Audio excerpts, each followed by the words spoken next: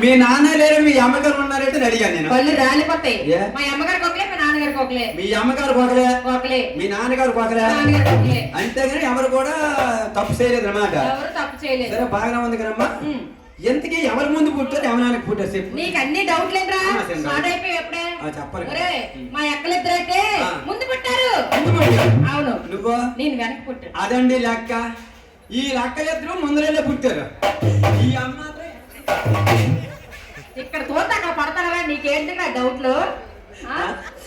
ఇక్కడ తోత అక్కడికి వెళ్ళిపోతున్నా. నీకు ఎందుకు అంత కాదు అంటే నువ్వు వెనక నుంచి పుట్టావు సన్నంగా. ముందు నుంచి వెనక నుంచి పుడతారా? నువ్వు సన్నంగా ఉన్నావు కన్నది నిన్ను.